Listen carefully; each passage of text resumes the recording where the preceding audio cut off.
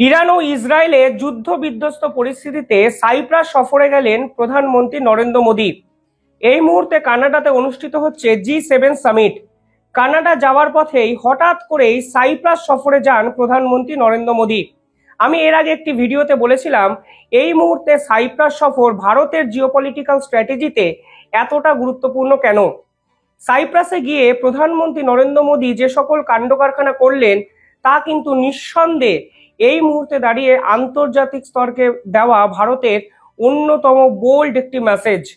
তিনি কি করেছেন, কি বলেছেন এবং এই সাইপ্রাস সফরের গুরুত্ব ঠিক কতটা তাই আলোচনা করব আজকের এই ভিডিওতে। এবং এই ভিডিও যদি শেষ অবধি দেখেন আপনারা বুঝবেন ইরান ও ইসরায়েলের এই যুদ্ধবিধ্বস্ত পরিস্থিতিতে ভারতবর্ষ না চাইতেই অনেক কিছু বুঝিয়ে দিচ্ছে এবং পরিষ্কার বোঝা যাচ্ছে ভারতবর্ষ ইরান বা ইসরায়েল এই মুহূর্তে ঠিক কাকে সমর্থন করছে। দেখুন, জিওপলিটিক্স এমন একটা বিষয়, আপনার কর্ম দ্বারা অনেক কিছু বুঝিয়ে দেওয়া সম্ভব, প্রকাশ্যে বিবৃতি সবসময় আপনাকে দেওয়ার প্রয়োজন নেই। সাইপ্রাস সফর শুধুমাত্র একটি নিতান্তই ছোটখাটো সফর নয়, এটা কিন্তু আন্তর্জাতিক স্তরকে দেওয়া ভারতের অত্যন্ত গুরুত্বপূর্ণ একটি বার্তা। এবং সেই বার্তা যদি আপনি ডিকোড করতে পারেন তাহলে বুঝবেন অপারেশন সিন্দুরের পরবর্তী সময় ভারত যেভাবে অ্যাগ্রেসিভলি জিওপলিটিক্যাল স্ট্র্যাটেজিকে ইমপ্লিমেন্ট করার চেষ্টা করছে, এটা কিন্তু সেই বার্তার বা সেই স্ট্র্যাটেজিরই অন্যতম শক্তিশালী একটি পদক্ষেপ। প্রথমত, সাইপ্রাস হলো তুরস্কের প্রতিবেশী একটি রাষ্ট্র। এই তুরস্ক কিন্তু প্রতিটি পদক্ষেপে এখন ভারত বিরোধী একাধিক কার্যকলাপ করছে। অপারেশন সিন্দুরের সময় তুরস্ক কিন্তু পাকিস্তানকে ডিপ্লোম্যাটিক শিল্ড দিয়েছিল। একাধিক ক্ষেত্রে তারা পাকিস্তানের হয়ে কথা বলেছে। এমনকি ভারত যখন 9টি জঙ্গি ঘাঁটি পাকিস্তানে ঢুকে সম্পূর্ণভাবে গুড়িয়ে দিল, তখনও কিন্তু এটি পাকিস্তানের সার্বভৌমত্বের বিপক্ষে আঘাত বলে তুরস্ক দাবি করেছিল। জাতিসংঘ বলুন কিংবা অস্ত্র দেওয়া, তুরস্ক কিন্তু প্রতিটি পদক্ষেপে ভারত বিরোধী একাধিক পদক্ষেপে পাকিস্তানকে সহায়তা করেছে। কিছুদিন আগে আরো একটি রিপোর্ট এসেছিল, সেখানে দেখা গেছে এই তুরস্ক কিন্তু এবার বাংলাদেশকে ফান্ডিং করছে। অর্থাৎ মোহাম্মদ ইউনূস দেশে যে সকল আততায়ী বা জঙ্গি সংগঠন এখন ভারত বিরোধী ষড়যন্ত্র করছে তাদেরকে কিন্তু অর্থ দিয়ে সাহায্য করছে তুর্কির সরকার। এমনকি ঢাকা বিশ্ববিদ্যালয়ের মতো একটি প্রতিষ্ঠিত জায়গায় একটি পোস্টার দেখা গেছিল যেখানে তারা বৃহত্তম ভারত বৃহত্তম বাংলা গড়ার ডাক দিয়েছিলেন এবং ভারতকে দ্বিখণ্ডিত করার চেষ্টা করেছিলেন এবং একটি ম্যাপ তারা প্রকাশ করেন। সব মিলিয়ে এই তুরস্ক কিন্তু বর্তমানে সম্পূর্ণভাবে ভারত বিরোধী, তা তারা একাধিক কার্যকর্মে বুঝিয়ে দিয়েছেন। এই মুহূর্তে সাইপ্রাস সফরে ভারত, অর্থাৎ এটা তো পরিষ্কার বার্তা যে যদি আমাদেরকে তোমরা ধ্বংস করার চেষ্টা করো, আমাদের পিছনে বিভিন্ন ষড়যন্ত্র করো, তাহলে তোমাদেরকেও আমরা পাল্টা দিতে পারি। শেষ 20 বছরে কোনো ভারতের প্রধানমন্ত্রী কিন্তু সাইপ্রাস সফরে যাননি। এটা কিন্তু ভারতবর্ষের নিঃসন্দেহে বড় একটা ঝটকা তুরস্ককে, এবং তুরস্ককে বুঝিয়ে দেওয়া যে সাইপ্রাসের পাশে আমরা আছি এবং সাইপ্রাস তোমাদের সঙ্গে যেভাবে দিনের পর দিন লড়াই করছে সেই লড়াইয়ে আমরা অন্তত সাইপ্রাসের পাশে। 3টে এমন বার্তা যা ভারতবর্ষের পক্ষ থেকে এই সফরকে কেন্দ্র করে দেওয়া হয়েছে। এবং আপনারা বুঝবেন ইরান এবং ইসরায়েলের এই যুদ্ধে ভারত কিন্তু আস্তে আস্তে পক্ষ নিতেও শুরু করেছে। দেখুন, এই মুহূর্তে ইরানেও বিপুল পরিমাণে ইনভেস্টমেন্ট কিন্তু ভারতবর্ষ করেছে। চাবাহার পোর্ট কিন্তু ইরানে তৈরি হচ্ছে। ইরান থেকে ভারত অনেক তেল কিন্তু প্রতি বছর নিজেদের দিকে কেনে, নিজেরা কেনাকাটা করে। ফলে ইরানও কিন্তু ভারতবর্ষের স্ট্র্যাটেজিক পার্টনারশিপের একটা অন্যতম বড় অংশ। কিন্তু ইসরায়েল না ইরান, এই যদি বাঁচতে বলা হয় ভারতকে, ভারত কিন্তু বিভিন্ন পদক্ষেপে অন্তত বলে দিচ্ছে তারা কোনোভাবেই ইসরায়েলের বিপক্ষে যাওয়ার জায়গাতে অবধি নেই। এর আগে এসসিও সামিটের এসসিও যে কাউন্সিলের যে দেশগুলো আছে তারা ইরানের হয়ে একটি স্টেটমেন্ট দিয়েছিলেন, কিন্তু ডক্টর জয়শঙ্করের বিদেশ দপ্তরের পক্ষ থেকে সেই স্টেটমেন্টকে উইথড্র করে বলা হয় আমরা এই সিদ্ধান্তের সঙ্গে সহমত নই, আমরা চাই যুদ্ধ যেন বন্ধ হয়, আমরা ইরান বা ইসরায়েলের বিপক্ষে যেতে চাই না। কিন্তু সেই এসসিও সামিটের সঙ্গে যে দেশগুলো জড়িত ছিলেন তারা সরাসরি ইরানের বিপক্ষে গেছিল। সেই শুরু। আর আজকে কি হলো আমি বলবো আপনাদেরকে সহজ ভাষায়। দেখুন, প্রথম কি বার্তাটা এই পুরো পদক্ষেপে ভারতবর্ষ দিয়েছে। প্রথমত, শুধুমাত্র সাইপ্রাসে যাওয়া নয়, প্রধানমন্ত্রী নরেন্দ্র মোদী এখানে কিন্তু বাফার জোনে চলে যান। বাফার জোনটা কি? রাষ্ট্রসংঘের বাফার জোন হলো তুরস্ক এবং এই যে সাইপ্রাস, তার মিডিলে একটি লাইন, যেই লাইন দ্বারা দুই দেশকে দ্বিখণ্ডিত করা হয়েছে। এই দ্বিখণ্ডিত করার কারণটা কি, এর পিছনে একটা ইতিহাস আছে। দেখুন, এই লাইনের উত্তর দিকের অংশটাকে বলা হয় নর্থার্ন সাইপ্রাস। যেই নর্থার্ন সাইপ্রাসটিকে জোর করে দখল করে নিয়েছে তুরস্ক। তুরস্ক দাবি করেছিল সাইপ্রাসের একটা অংশের গ্রিক আদিবাসীরা থাকতেন এবং অন্য অংশে তুরস্কের আদিবাসীরা থাকতেন। এই একত্রে মিলে সাইপ্রাস গঠিত। তাই তুরস্কের আদিবাসীরা যেখানে আছেন সেই অংশটিকে তুর্কি ডিজার্ভ করে। এর জন্য 1974 সালে তুরস্ক কিন্তু জোর করে সাইপ্রাসে ঢুকে যায় এবং ওখানে একটি মিলিটারি কুয়ের সৃষ্টি হয় এবং আজও কিন্তু সাইপ্রাসের 1/3 জায়গা তুরস্ক দখল করে নেয় এবং তুরস্ক দখল করে আজও কিন্তু নর্থার্ন সাইপ্রাসের এই অংশটিকে তুরস্কের অংশ বলে তারা দাবি করেন। যদিও আন্তর্জাতিক স্তরে কোনো দেশ আজ অবধি এইটুকু জায়গাকে তুরস্কের জায়গা বলে রেকগনাইজ করেনি। তুরস্ক পাকিস্তানকে কেন সাপোর্ট করে জানেন? কারণ তারা চায় বিশ্বের কোনো না কোনো দেশ এই নর্থার্ন সাইপ্রাসকে যেন ইমিডিয়েটলি রেকগনাইজ করে তুর্কির অংশ হিসাবে ঘোষণা করে দেয়।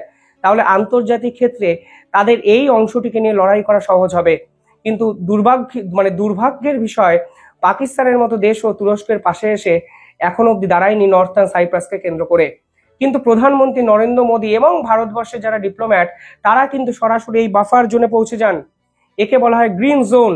এই জোনটাকেই কিন্তু সব থেকে বেশি সংবেদনশীল একটি জায়গা হিসাবে চিহ্নিত করা হয়েছে রাষ্ট্রসংঘের পক্ষ থেকে।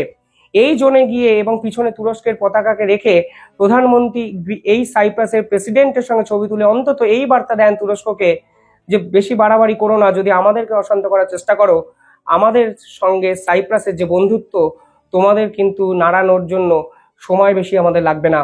নিঃসন্দেহে পলিটিক্যাল একটা অত্যন্ত স্ট্রং মুভ এবং এই মুহূর্তে সাইপ্রাসের নিকোসিয়া নামক এই রাজধানীতে পৌঁছে যাওয়া, এটা কিন্তু ভারতবর্ষেরও জিওপলিটিক্যাল স্ট্র্যাটেজিস্ট যারা তৈরি করেন তাদেরও কিন্তু অত্যন্ত বড় একটা মাস্টার স্ট্রোক। সেকেন্ড যে বার্তাটা দেওয়া হয়েছে তা হলো টেরোরিজমকে কেন্দ্র করে সাইপ্রাসের পক্ষ থেকে পেহেলগাম হত্যাকাণ্ড নিয়ে সরাসরি পাকিস্তানের বিরোধিতা করা হয়েছে। বিশ্বের অনেক দেশ যেখানে সেফ খেলার চেষ্টা করেছে সেখানে কিন্তু এই সাইপ্রাস প্রথম থেকেই তুরস্কের বিপক্ষে কথা বলেছে, পাকিস্তানের বিপক্ষে কথা বলেছে এবং তারা পরিষ্কার বলে দিয়েছে জিরো টলারেন্স টু টেরোরিজম, অর্থাৎ পাকিস্তানের এই টেরোরিজম অ্যাক্টিভিটিকে তারা সমর্থন করে না এবং প্রথম থেকে তারা ভারতবর্ষের পাশে ছিল, পাশে আছে এবং পাশে থাকবে। প্রধানমন্ত্রী নরেন্দ্র মোদী এই দেশে সফর করা মানে সাইপ্রাসের মতো ছোট্ট একটা দেশের বুকে অনেকটা মনোবল বেড়ে যাওয়া এবং বোঝা বিপদের সময় যে সাইপ্রাস ভারতবর্ষের পাশে ছিল সেই ভারতও কিন্তু সাইপ্রাসের পাশে আছে। এটাকে বলা হয় ডিপ্লোম্যাটিক আন্ডারস্ট্যান্ডিং।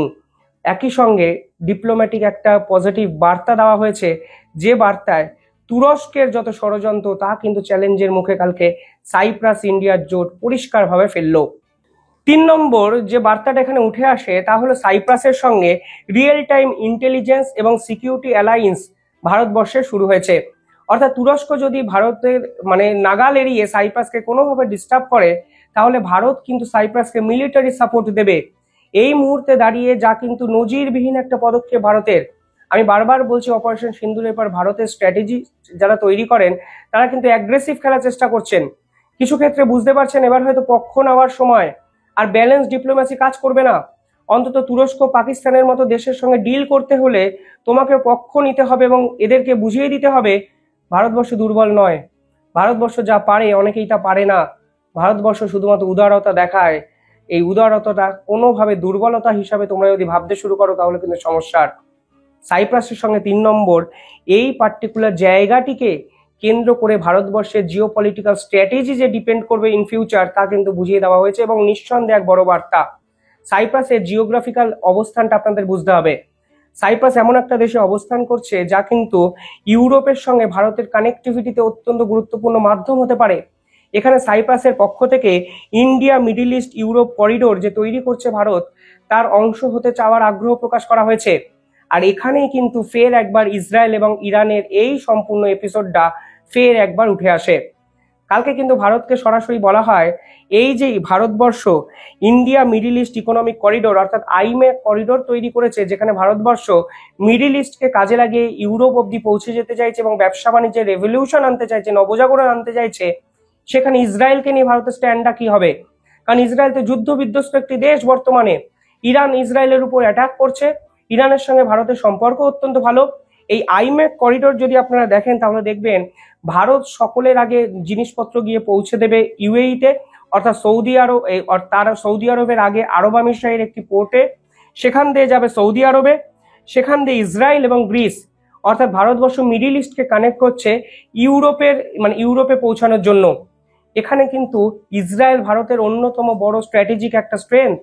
এখানে ইসরায়েল যদি যুদ্ধ বিধ্বস্ত একটা দেশে পরিণত হয় তাহলে কি ভারতবর্ষ ইসরায়েলের সঙ্গে সম্পর্ক ছিন্ন করবে? উত্তর কিন্তু নয়।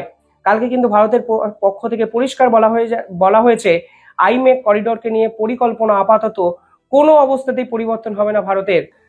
এমনকি ইসরায়েলের যে পোর্ট হাইফা পোর্ট, এই হাইফা পোর্ট যা নাকি ইরান আক্রমণ করেছে, সেই হাইফা পোর্টকে নিয়েও ভারতবর্ষের বর্তমান অবস্থা এক ফোঁটা বদলাবে না। অর্থাৎ ইসরায়েলের পাশে ভারতবর্ষ থাকবে এবং এই সাইপ্রাস সফরের পর চেষ্টা করা হচ্ছে এই আইমেক করিডোরকে কাজে লাগিয়ে সাইপ্রাসকেও এই পুরো প্ল্যানে যদি ঢুকিয়ে নেওয়া যায় তাহলে কিন্তু 16 কণা পূর্ণ হবে ভারতের। অর্থাৎ সাইপ্রাসকে কনফিডেন্সও দেওয়া হলো, তুর্কিকে বার্তাও দেওয়া হলো, ইসরায়েলের পাশেও থাকা হলো এবং সাইপ্রাস এবং ইসরায়েলের একটি কানেক্টিভিটি করে ভারতের সঙ্গে সম্পর্কটাও কিন্তু মিডিল ইস্ট এবং ইউরোপের আরো বেশি জোরদার হলো। নিঃসন্দেহে বড় একটা মুভ ভারতের, এবং আমার দৃঢ় বিশ্বাস এই আইম্যাক করিডোর যেভাবে কাজ করছে ভারতের জন্য, ভারতের হয়ে ভারতের ব্যবসা বাণিজ্যকে প্রগতির দিকে নিয়ে যাওয়ার জন্য, তা কিন্তু ভারতের এক ঐতিহাসিক পদক্ষেপও হতে পারে। এবং ইসরায়েল এবং ইরানের যুদ্ধের পরও ইসরায়েলের বিপক্ষে ভারতবর্ষের একটি স্টেটমেন্ট না দেওয়া এটা প্রমাণ করে আইম্যাক করিডোরকে নিয়ে ভারতবর্ষের বর্তমান অবস্থা বদলাচ্ছে না। উল্টে আইম্যাক করিডোরে ইসরায়েলকে পাশে রেখেই ভারতবর্ষ তুরস্ককে বার্তা দিচ্ছে, কারণ তুরস্ক এই মুহূর্তে ভারতকে অশান্ত করার জন্য পাকিস্তান ও বাংলাদেশকে কাজে লাগাচ্ছে। এক ঢিলে দুই পাখি, সাইপ্রাসেরও পাশে থাকা হলো, তুরস্ককেও পাল্টা দেওয়া হলো এবং ইসরায়েলেরও বকলমে পাশে থাকা হলো এবং আইপ্যাক করিডোরকে আরো বেশি শক্তিশালী করার পদক্ষেপ নেওয়া হলো। নিঃসন্দেহে মাস্টার স্ট্রোক। কিভাবে দেখছেন আপনারা কমেন্টে জানাবেন। ধন্যবাদ।